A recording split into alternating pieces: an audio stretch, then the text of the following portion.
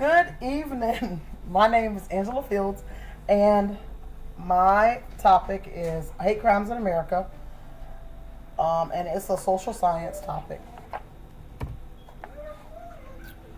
So, what we must know about hate crimes is that hate crimes happen to our loved ones, and it scars the victims real deep. A person's identity is under attack, and some may become humiliated from society and other groups due to hate crimes. But who are we to judge when citizens can't be right in their own beliefs or practices? But committing criminal acts must never account for how we feel or how we think.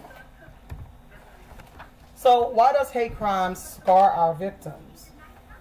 In the article written by Agonsky, constitutional questions about hate crime laws in the United States were settled in the early 1900s.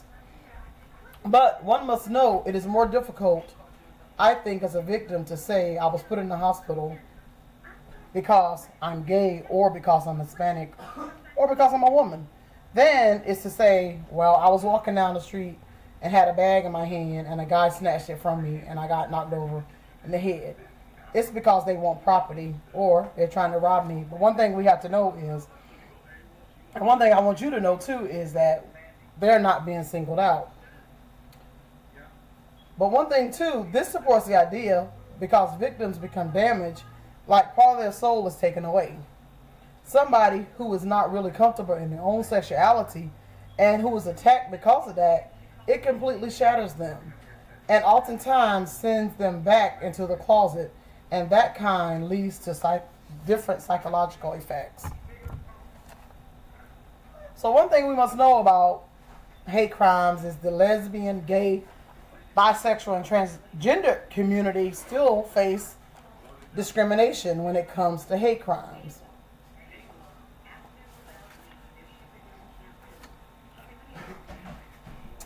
It is apparent from this and other contemporary discussions that promoting the LGBT safety needs to address ongoing situations and the wider context and relations of abuse.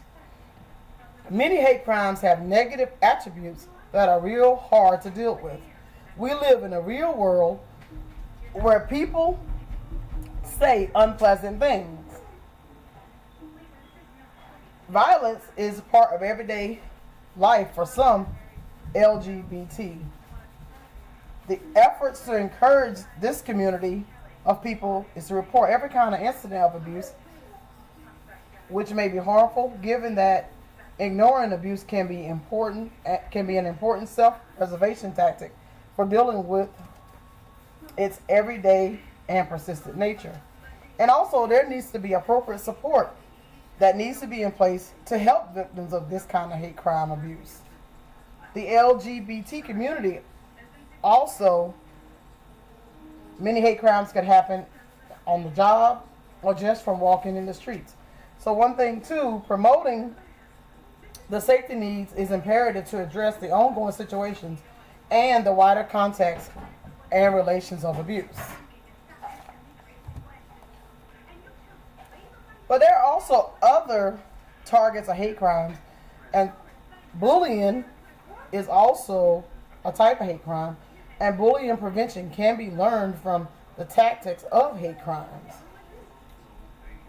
In Englander's article, she discusses issues on hate crimes and bullying being some of the same similarities that focus on various groups. Both bullying behaviors and hate crimes are predominantly committed by young individuals. Bullies, as like hate crimes, may choose preferred targets. One reason that bullying is often regarded like hate crimes is the power differential that exists between the bully and the victim. The power differential is not always obvious or appreciated by adults who may confuse bullying with conflict.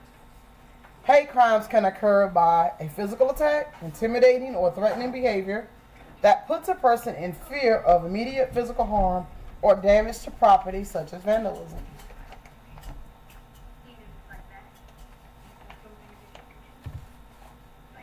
Are hate crimes Racially motivated.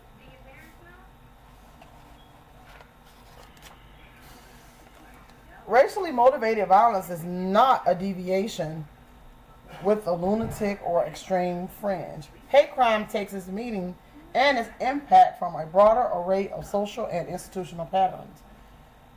Perry summarizes the trends in racially and ethnically motivated violence nationwide and explores hate crimes as a ready available meaning of knowing difference.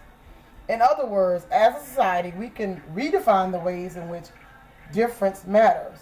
We can strive for a just and democratic society in which the full spectrum of diversity addressed here is reevaluated in a positive and celebratory light that would preclude violence motivated racial and ethnic difference.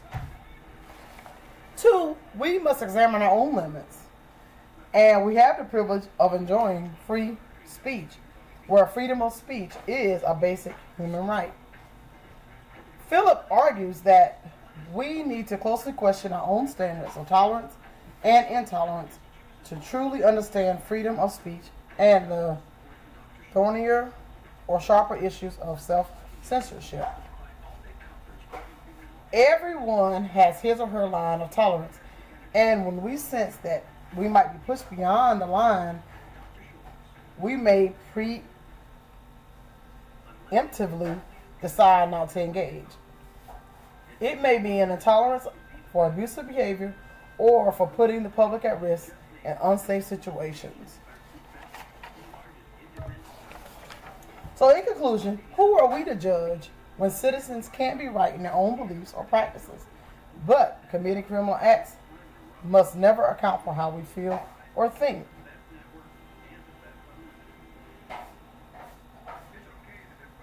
Hate crimes are far more worse than being a serial killer or rapist.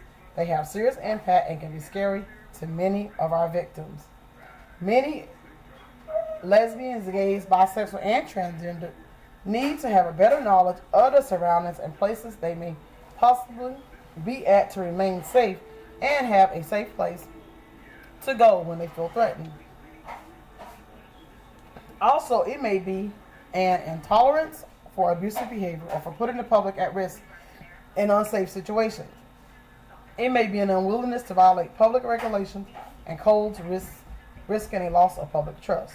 It may be an unwillingness to insult funders, or it may arise out of a desire to protect the privacy right of the audience. And that concludes my project.